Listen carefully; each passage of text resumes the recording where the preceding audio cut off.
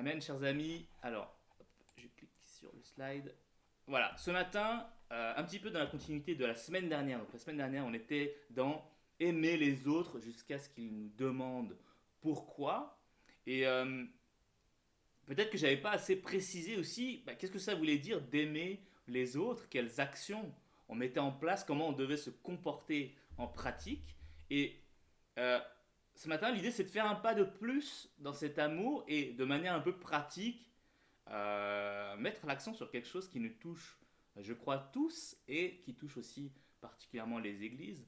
Pourquoi? Parce que c'est un sujet un peu délicat dans le sens où lorsqu'on vit l'amour fraternel, qu'on vit des relations proches les uns des autres, forcément parfois il peut y avoir des frictions parce que lorsqu'on est en proximité, eh bien parfois on ne voit pas bien la, la frontière pardon, entre notre liberté, celle des autres, le fait de nous occuper aussi de nos affaires. Et on va voir un petit peu ce matin qu'est-ce que la Bible en dit. Est-ce que parfois vous trouvez que les autres s'occupent un peu trop de vos affaires? Est-ce que vous-même parfois vous n'avez pas de tendance aussi à vous occuper de celles des autres? Dites-moi si c'est un sujet qui vous parle, qui vous intéresse et que vous trouvez notamment qui vous concerne. Je pense qu'il nous concerne tous. Euh, et en premier point, je voudrais aborder ce matin que finalement, qu'est-ce que c'est qu'aimer et reprendre alors, la définition de ce qu'est aimer dans la Bible, reprendre un peu les différentes facettes de ce terme, de ce que Dieu met derrière, et aussi essayer de se le rendre pratique pour nous. Hein. Alors, pour ceux qui connaissent bien ce passage, hein, il est bien connu pour les lecteurs de la Bible. Dans 1 Corinthiens, au chapitre 13, versets 4 à 7, l'amour est patient, il est plein de bonté, l'amour n'est pas envieux, l'amour ne se vante pas, il ne s'enfle pas d'orgueil, il ne fait rien de malhonnête, il ne cherche pas son intérêt, il ne s'irrite pas, il ne soupçonne pas le mal, il ne se réjouit pas de l'injustice, mais il se réjouit de la vérité. Il pardonne tout, il croit tout, il espère tout, il supporte tout. Et pour essayer de voir un peu finalement tout ce qu'il y a derrière, j'ai trouvé une vision assez intéressante de cette déclinaison de l'amour, et je vous la propose ici, donc d'un monsieur qui s'appelle Steve Rivière, et voici ce qu'il dit. La joie, c'est l'amour qui s'amuse. La paix, c'est l'amour qui se repose. La patience, c'est l'amour qui endure. L'amabilité, c'est l'amour qui respecte. La fidélité, c'est l'amour éprouvé. La bonté, c'est l'amour en action. La douceur, c'est l'amour qui s'exprime. La maîtrise de soi, c'est l'amour au contrôle. Est-ce que quand on le lit comme ça ne nous paraît pas un peu plus pratique? L'amour qui s'amuse, qui se repose, qui endure, qui respecte. L'amour qui est éprouvé dans la fidélité, est-ce que c'est un amour qui va rester fidèle malgré les épreuves, malgré les disputes, peut-être parfois les différends? L'amour en action avec la bonté, est-ce que c'est un amour qui se vérifie en acte? L'amour qui s'exprime par la douceur? Est-ce que lorsqu'on a des mots, lorsqu'on a des actions, est-ce qu'on est toujours dans la douceur? Et la maîtrise de soi, est-ce que l'amour c'est aussi parfois euh, lorsqu'on sent la colère monter, réussir à se maîtriser? Moi, très honnêtement, j'y arrive pas tout le temps, et d'ailleurs, je m'en excuse souvent. La maîtrise de soi, je crois que c'est le stade ultime, presque, de l'amour, où on arrive à penser d'abord au bien de l'autre, avant parfois les choses qui peuvent nous irriter, nous énerver. Euh, Est-ce que voilà, ça vous semble plus concret comme ça? Et est-ce que vous arrivez à exprimer votre amour de cette manière? L'amour notamment pour le prochain, c'est ce qu'on avait vu un peu la semaine dernière. Je crois que c'est pas toujours facile, on a tous des progrès à faire et voilà, mais si vous voyez déjà le début de ces fruits en vous et notamment aussi dans les autres, alors on peut se dire qu'on est sur le bon chemin pour vivre l'amour de Dieu pour Dieu et pour les autres. Amen. Donc le deuxième point, du coup, pour aller un peu plus loin, c'est est-ce que je m'occupe de mes propres affaires? Est-ce que la Bible nous dit de nous occuper de nos propres affaires? Alors c'est intéressant parce que justement, je vais prendre plusieurs passages. On va voir le premier dans 1 Pierre au chapitre 4, verset 15, qui nous dit que personne parmi vous n'est à souffrir pour, et là on va voir que c'est des choses plutôt grave, pour avoir tué, pour avoir volé, pour avoir fait le mal. Et alors le dernier exemple qui nous est donné, c'est marrant, enfin je sais pas si c'est marrant, mais en tout cas c'est surprenant, c'est ou pour s'être mêlé des affaires d'autrui. Donc vous avez dans la même phrase tuer, voler, fait le mal, vous pouvez dire ouais c'est quand même des choses, quand même c'est vrai, c'est le mal, c'est grave. Et puis on voit ou pour s'être mêlé des affaires d'autrui. C'est-à-dire que depuis le temps de la Bible, se mêler des affaires d'autrui, ça a toujours été un problème. Et ici, on voit qu'il est érigé en exemple, donc vraiment pour attirer notre attention que euh, Dieu savait à ce moment-là où il avertit les gens que c'est un problème qui allait perdurer, qui allait concerner l'humanité au fil des ans et des générations, et que c'est un vrai mal, et qu'il faut faire attention à ça, et que finalement, en tant que chrétien, c'est quelque chose pour lequel on devrait avoir une attention particulière. Est-ce que vous êtes d'accord que se mêler des affaires d'autrui, finalement, quand on regarde ce passage comme ça devient quelque chose d'important. Peut-être que parfois, on tourne ça de manière anodine. Ah, ben moi je suis un peu curieux, j'aime bien savoir en premier. Mais on voit que la Bible, ici, nous met en garde que ça peut être quelque chose de problématique.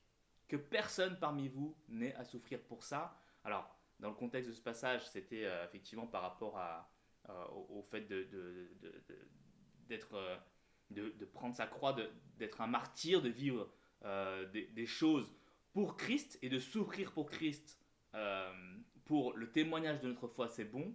Mais voilà, ce passage nous dit que nous n'ayons pas à souffrir pour des choses mauvaise, en tout cas pour avoir fait le mal, et donc pour s'être mêlé des affaires d'autrui. 1 Thessaloniciens, aussi au chapitre 4, versets 9 à 12, nous dit ceci. Vous n'avez pas besoin, alors c'est Paul qui s'adresse aux Thessaloniciens, vous n'avez pas besoin qu'on vous écrive au sujet de l'amour fraternel, car vous avez vous-même appris de Dieu à vous aimer les uns des autres. Donc là on se dit, ce passage il commence plutôt vraiment pas mal. Paul est plutôt en train de dire, les Thessaloniciens savent comment aimer. Et c'est aussi ce que vous faites envers tous les frères et sœurs dans la Macédoine entière. Mais nous vous encourageons, frères et sœurs, à progresser encore. Donc là, Paul leur dit, vous savez aimer, mais je vous encourage à progresser encore. Et c'est là qu'on voit qu'il va donner effectivement encore un enseignement supplémentaire. On vous enseigne, nous vous encourageons donc à progresser, à vous efforcer de vivre en paix, à vous occuper de vos propres affaires, hein, ça revient ici, et à travailler de vos mains, comme nous vous l'avons recommandé. Et donc, il nous précise après, ainsi votre conduite sera honorable aux yeux des gens de l'extérieur, et vous ne serez dépendant de personne. Et j'ai envie de rajouter, même s'il ne faut rien rajouter à la Bible, aux yeux des gens de l'extérieur, mais aussi aux yeux des gens de l'intérieur. Si on s'occupe de ses propres affaires, quand je parle des gens de l'intérieur, c'est par exemple à l'intérieur de notre Église, donc c'est pas seulement aux yeux des non-croyants, mais c'est aussi à l'intérieur de notre Église que lorsqu'on va s'occuper de nos propres affaires, notre conduite sera aussi honorable. Est-ce que vous êtes d'accord avec ça? Et puis enfin un dernier passage qui nous montre aussi que c'est vraiment une volonté de Dieu. Nous apprenons toujours dans 2 Thessaloniciens, donc la deuxième lettre de Paul aux Thessaloniciens, il revient sur le sujet.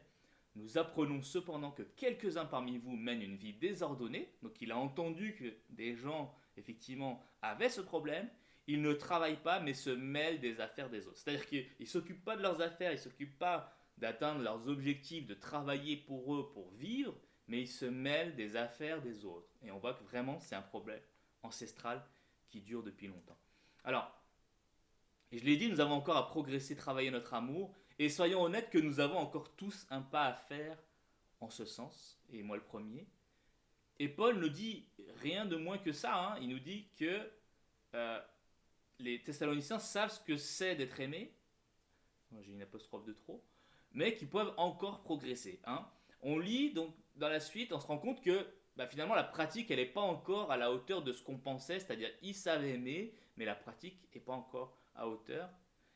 Et on voit comment Paul enseigne, il commence d'abord par souligner le fait qu'ils savent. Donc psychologiquement, en fait, il s'attaque d'abord à les encourager avant de les enseigner. Et je crois que ce matin, c'est aussi ça, c'est un sujet qui est un peu, peut-être parfois tabou, de se dire, ouais, oui, dans l'église, on vit l'amour ensemble, et on n'ose pas trop dire aux autres, mais ils se mêlent un peu trop, ils sont un peu trop dans les rumeurs, ils sont un peu trop dans les racontards.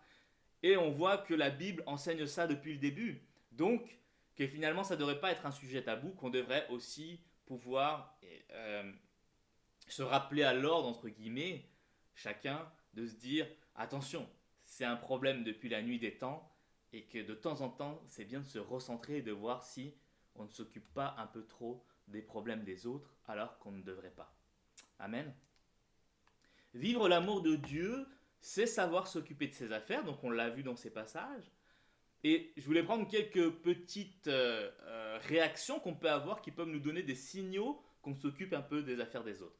Si notre premier réflexe quand on a une bonne nouvelle de quelqu'un par exemple, c'est euh, waouh, je suis super content pour lui, plutôt que d'avoir une réaction qui est sérieux, comment il a fait, comment c'est possible qu'il ait réussi à faire ça, vas-y dis-moi, je veux trop savoir, quelque part je suis un peu trop jaloux. Est-ce que c'est des réactions que vous pouvez avoir? Moi j'ai pris des exemples là parce que c'est des réactions que moi je peux avoir ou que j'ai pu avoir. Et parfois on a même les deux sentiments qui se battent en nous, euh, à laquelle on va laisser la primeur, euh, euh, la domination entre guillemets, mais laquelle va persister, va prendre le dessus en vous. Est-ce que ça va être de souhaiter le bien de notre prochain, de notre frère et sœur, ou ça va être tourné vers nous sur il a réussi, pourquoi pas moi, je suis jaloux, comment je peux y arriver aussi, j'ai envie de savoir, c'est quoi les bons trucs à savoir, qu'est-ce qui va primer en nous. Et quand on a une mauvaise nouvelle de quelqu'un, également, quel type de réaction on peut avoir? Est-ce qu'on va se dire ça doit être difficile pour lui ou elle, donc comment je pourrais l'aider, comment je pourrais prier pour elle, comment je pourrais lui apporter mon aide, mon oreille? Ou est-ce que ma réaction, ça va être ah bon? Qu'est-ce qui s'est passé? Ah bah c'est sûr que vu ce qu'il a fait avant ou ce qu'elle a fait avant, c'est vrai que bah on pouvait se dire que ça allait arriver. Est-ce qu'on est plus dans le jugement plutôt que dans le fait de vouloir aider la personne à traverser l'épreuve? Est-ce que parfois on veut trop rentrer dans la vie des autres alors que ce n'est pas notre place? C'est aussi ça finalement ce matin, la question qu'on se pose. Et donc du coup, en troisième point, pour aller un peu au-delà de ça, mon- le point que je voudrais aborder, c'est pourtant l'intention était bonne de notre part, et je mets à bon. C'est-à-dire que quand on analyse vraiment au fond, est-ce que notre intention était réellement bonne lorsque parfois on, on s'ingère un peu trop dans les affaires des autres? Ici, je prends une citation d'une personne donc, qui est conseillère et qui elle-même, en faisant un peu un état des lieux, se rend compte que ben, c'est compliqué de rester à sa place et de ne pas rentrer dans les affaires des autres. Donc voici ce qu'elle nous dit. L'Église est l'endroit où nous pouvons recevoir une foule de conseils pour régler toutes sortes de problèmes. Sans doute que ces conseils sont la plupart du temps donnés avec un cœur sincère, incité par la compassion. Et si on fait notre autocritique, c'est vrai que la plupart du temps, on a envie d'aider les autres. On ne se dit pas forcément, bah tiens, je veux juste donner mon avis, je veux faire celui qui sait, je veux passer pour un sage. Mais parfois, on veut vraiment simplement aider les autres. Mais parfois, quelqu'un désire juste une bonne écoute. Entre parenthèses, les femmes trouvent souvent la solution recherchée simplement en parlant de leurs problèmes. Je ne sais pas si vous, là c'est une femme qui parle pour les femmes, donc je ne dirais pas que c'est sexiste.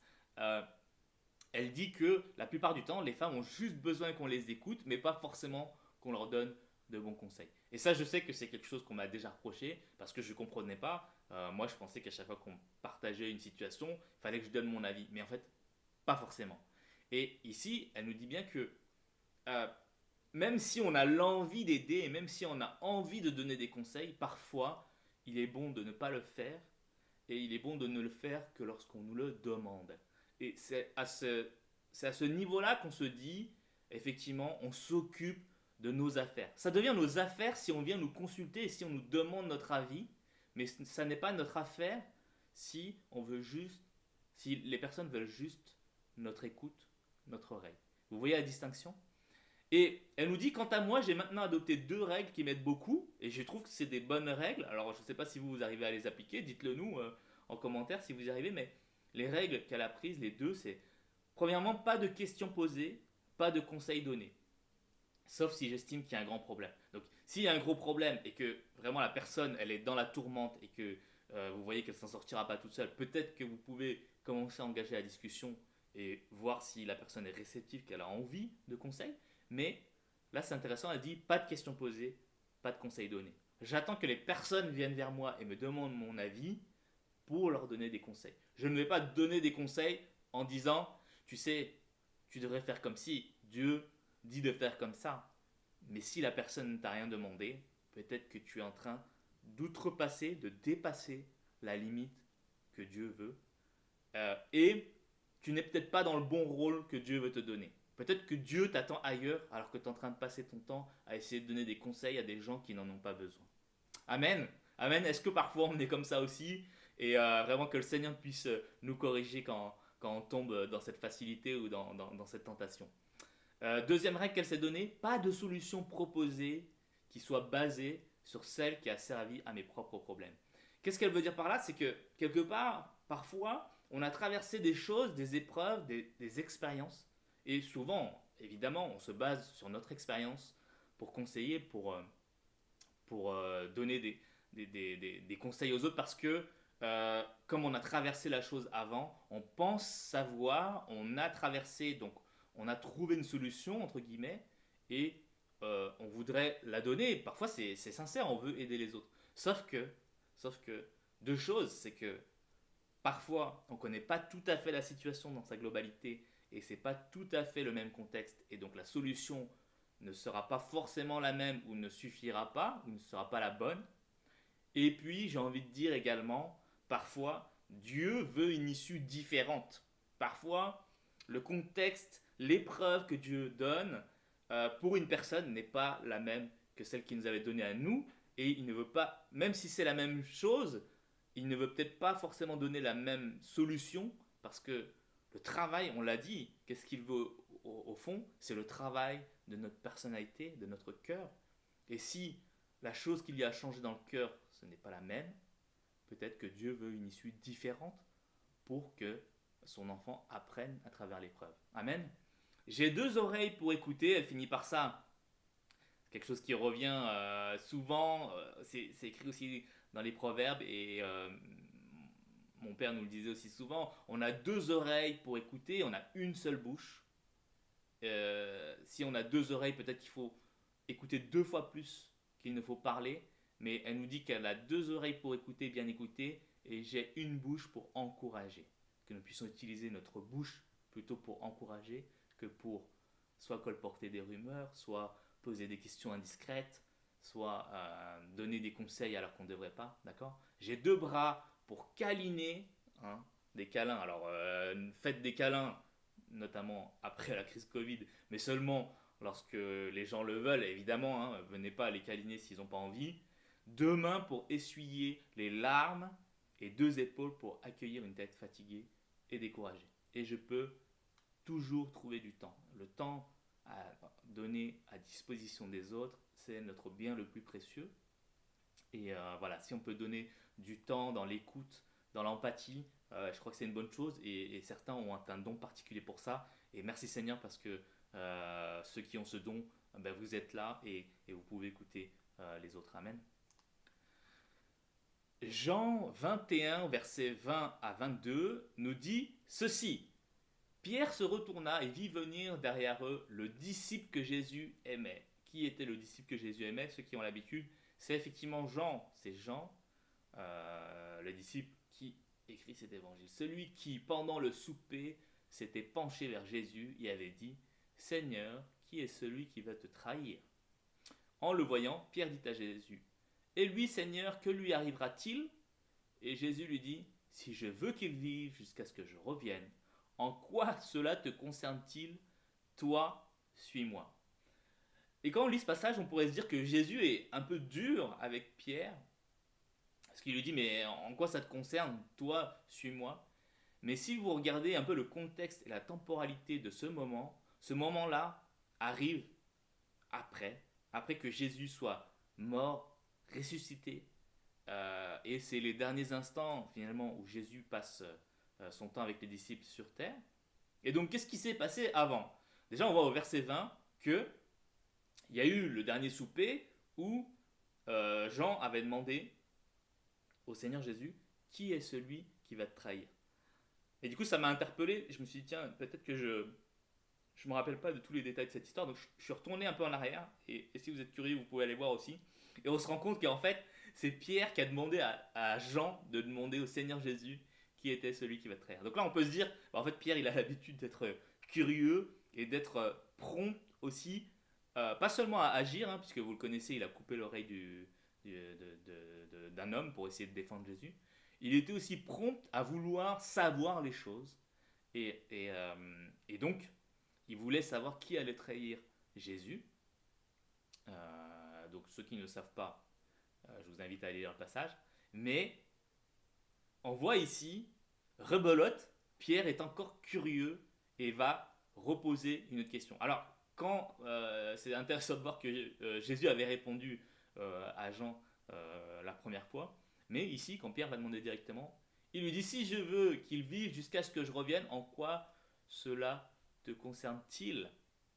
Et comme je l'ai dit, ce moment est arrivé après la mort et la résurrection de Jésus. Donc ça veut dire que Pierre, entre-temps, avait renié 3 fois Jésus. Donc on peut se dire, c'est gonflé, parce que Jésus a pardonné à Pierre, et il vient encore avec ce genre de questions. Alors qu'est-ce que ça veut aussi montrer? Quelque part, ça nous montre aussi que notre personnalité n'est pas si facile à changer, que lorsqu'on a des défauts, c'est quand même très ancré en nous, et que au-delà du fait que Dieu nous a donné à chacun une personnalité, eh bien ce genre de travers sont difficiles aussi à corriger. Et donc je pense que voilà, on peut prier le Seigneur pour que si on est un peu trop curieux, un peu trop à se mêler des choses, si quelqu'un comme Pierre, sur qui Jésus a bâti l'Église, pouvait être comme ça, alors nous, à plus forte raison, à quel point on peut être tenté par ça, et donc on puisse prier le Seigneur pour que on change aussi ce réflexe chez nous. Amen.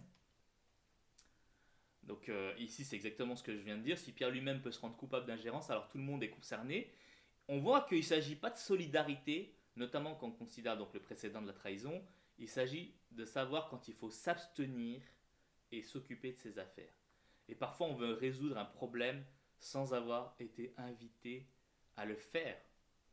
Quelle est notre réelle intention derrière? Et c'était ça mon point, ce troisième point, c'est on pense que notre intention est souvent bonne. Est-ce qu'elle l'est réellement? Parfois, je pense qu'il faut qu'on réfléchisse à nos motivations. Est-ce que, en fin de compte, quand on veut savoir comme ça, avant tout, quand on veut conseiller les autres, est-ce que on a juste un besoin, une envie de contrôler le monde, de contrôler les personnes autour de nous? Et peut-être que c'est un danger, hein, de vouloir un peu trop contrôler la manière de penser des autres, vouloir contrôler ouais, c'est ça. C'est un danger d'avoir qu'une manière de penser, parce qu'il y a une diversité de manières de penser, et qu'on s'enrichit en fait des points de vue de tout le monde. Et moi, c'est aussi un de mes défauts parfois. Peut-être que je pense savoir des choses. Parfois, on pense être mûr, être sage. En plus, on a des gens qui nous le disent, mais sachez qu'on est très loin d'être assez sage pour capter la sagesse de Dieu. Et donc, accrochons-nous toujours, toujours à fond dans la sagesse de Dieu. Amen. Est-ce que notre réelle intention, c'est aussi, on a de l'orgueil, et donc, oui, on pense savoir, c'est ce que je viens de dire, mais et peut-être que notre situation à nous qu'on a traversée, on l'a dit tout à l'heure, elle est peut-être pas la même, elle était peut-être pas la même, et Dieu peut vouloir une issue différente. Donc simplifions-nous la vie et arrêtons de nous mêler de toutes les affaires de tout le monde. Dieu nous veut à une certaine place, et lorsqu'il veut que l'on conseille, lorsqu'il veut que l'on puisse aider à redresser des situations, c'est lui qui nous envoie, que nous puissions prier, connaître sa volonté, qui nous mette au bon endroit. Amen. Ne pas s'inviter là où nous ne sommes pas invités, ça nous permet d'être davantage disponibles là où on a réellement besoin de nous. Amen. Je vais relire cette phrase que j'ai écrite. Ne pas s'inviter là où nous ne sommes pas invités nous permet d'être davantage disponibles là où on a réellement besoin de nous. Gardons en tête l'idée qu'on ne peut pas être partout, on ne peut pas conseiller tout le monde, on ne peut pas se mêler de tout. Concentrons-nous sur là où Dieu nous veut, là où on a réellement besoin de nous. La non-ingérence, je cite une réflexion que j'ai trouvée effectivement en faisant les recherches, mais la non-ingérence, c'est plus que de renoncer à jouer aux gendarmes, aux profs ou aux médecins. Parfois, on a des gens qui sont un peu donneurs de leçons, et je sais que j'ai pu être comme ça aussi, parfois, quand j'étais aussi plus jeune, et peut-être maintenant aussi, hein, d'ailleurs. Et c'est oublier, enfin, la non-ingérence, le fait de ne pas se mêler des affaires des autres, c'est renoncer à jouer aux gendarmes, mais ou aux médecins, c'est-à-dire dire aux gens, bah voilà, tu vas faire comme ci, comme ça, tu vas être guéri. Mais c'est oublier aussi d'écouter aux portes, de médire, donc de dire du mal des gens, de parler sur le dos des gens, de vouloir tout savoir sur tout le monde. Est-ce que parfois c'est une tendance que vous avez de vouloir un peu trop écouter ce qui se passe? Peut-être ça arrive de dire du mal des autres, mais peut-être que ça nous arrive un peu trop souvent. Est-ce qu'on se garde parfois de dire des mauvaises choses? Et il me semble qu'on est tous concernés et qu'on a tous un travail à faire. Et donc, dans cette réflexion de savoir aimer son prochain, en pratique, si on fait déjà ça, hein, si on évite de dire du mal des autres, si on évite de colporter des rumeurs, si on évite de vouloir tout savoir, d'être trop curieux, si on évite de euh, finalement faire toutes ces choses, je crois qu'on est déjà dans un amour pour le prochain qui fait la différence dans ce monde. Parce que ça, c'est tellement la norme dans notre monde d'aujourd'hui que je crois que ça fera une grosse différence. Amen. Je crois que les vrais croyants, les gens qui veulent vraiment plaire à Dieu, euh, se concentrent à essayer de vraiment diminuer cette part en eux de faire ces mauvaises choses. Et on l'a vu hein, avec le verset tout à l'heure, Dieu considère que c'est un mal important et que c'est important de nous alerter sur ça, au même titre que de ne pas voler, de ne pas tuer. Hein. Vous sentez-vous visé ce matin? Moi je me sens visé en tout cas, autant que j'apporte, mais je me sens visé. Dans ce cas, occupez-vous du problème avant qu'il ne vous coûte le respect des autres. Est-ce que vous avez réfléchi? Est-ce que quelque part, il y a déjà des personnes qui ne vous respectent plus parce que vous avez peut-être fait trop ce genre d'action? Et réfléchissez, parfois même dans l'église, ça arrive qu'il y ait des personnes qui, même si ils aiment Dieu, même si on croit que sincèrement ils ont envie de faire le bien, à force de faire trop ce genre de choses, ça leur coûte le respect des autres. Et ça gâche, il me semble, leur témoignage d'amour vers le prochain et leur témoignage pour la gloire de Dieu. Alors qu'on puisse vraiment prendre ce sujet à cœur et nous dire, parfois, il est bon de m'occuper de mes affaires et d'être focus un peu plus sur ce que Dieu veut pour ma vie, sur ce que Dieu veut de bon que nous puissions faire. Et s'occuper de ses affaires, j'ai envie de préciser quand même ça, s'occuper de ses affaires, s'occuper des affaires que Dieu met dans notre cœur, dans les projets qu'il nous met, c'est pas être égoïste, c'est pas penser juste à soi. Les projets que Dieu nous met dans le cœur sont souvent tournés vers les autres. Mais c'est des choses qui sont pour nous, c'est des projets pour nous. On n'est pas en train de s'occuper des projets que Dieu met dans le cœur des autres, sauf si c'est des projets en commun évidemment, mais on n'est pas en train de s'occuper de la vie des autres, des problèmes des autres. Ils ont un cheminement à faire avec Dieu comme nous, on a notre propre cheminement à faire. Est-ce que vous êtes d'accord avec ça? Et voilà, donc si on se sent visé, pourquoi on se focalise aussi à ce point sur les défauts des autres? Et peut-être une des petites subtilités, on va le voir, c'est facile. C'est que quand on s'occupe un peu trop des autres, c'est pour s'éviter à nous de regarder ER, de plus près les nôtres, nos problèmes à nous. Vous ne changerez rien chez les autres, concentrez-vous plutôt sur votre attitude envers eux.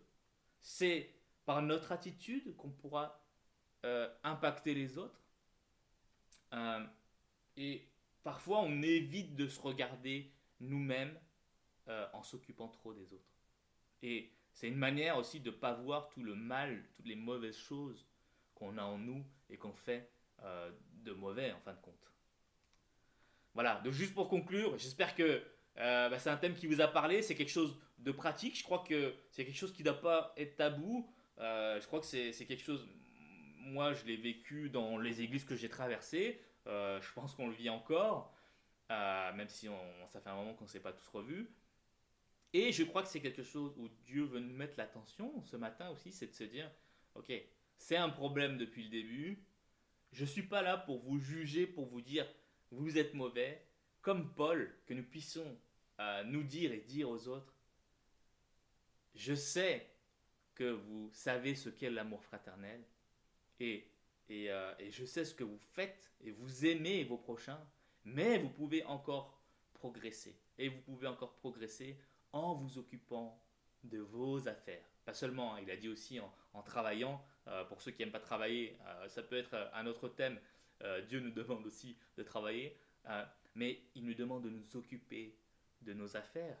Et, et, et nos affaires, c'est pas que des choses égoïstes, je terminerai par ça, mais comme Jésus avait répondu à ses parents dans le temple quand il le cherchait, ne savez-vous pas que je dois m'occuper des affaires de mon Père? Et je crois que nos affaires, c'est les affaires tournées vers le Père. Et c'est ce qui met dans notre cœur vers une vision d'éternité. Qu'est-ce qu'il veut pour nous? Qu'est-ce qu'il veut de nous dans cette vie qui est important? Et je crois que c'est les affaires du royaume. Donc voilà, que Dieu puisse faire de merveilleuses choses à travers votre vie, qui mettent dans votre cœur de super projets et qu'on puisse se concentrer sur ça plutôt que sur les affaires des autres. Amen. Voilà, je vous invite à prier pour terminer sur ce moment et j'espère que voilà, vous avez été encouragés à vouloir changer aussi cette partie-là de votre personnalité. Merci Seigneur parce que tu nous as encore enseigné ce matin. Nous voulons vraiment euh, nous focaliser sur toi. Merci parce que tu nous mets en garde et tu sais que c'est un problème qui nous touche tous et nous voulons vraiment faire ce pas de progression dans l'amour pour les autres. Nous voulons nous occuper de nos affaires, pas comme un reproche que tu nous fais, mais vraiment, voilà, c'est quelque chose qui est une tendance profonde dans l'humain, de vouloir toujours savoir, de vouloir se comparer, de vouloir faire les choses, d'avoir le succès, d'être quand même beaucoup tourné sur nous-mêmes, que nous puissions être tournés vers les autres, avoir de l'amour pour les autres, sans vouloir rentrer dans leurs affaires pour de mauvaises raisons. Vraiment que nous puissions être aussi de bons conseillers lorsqu'on vient nous consulter, que nous puissions euh, témoigner de ton amour au bon endroit, au bon moment, dans le beau nom de Jésus. Amen. Merci, je vous souhaite un super dimanche. J'espère que vous avez passé un bon moment en notre compagnie ce matin. Que Dieu vous bénisse et que Dieu vous encourage à témoigner de l'amour partout dans le monde. Bye bye, bon dimanche.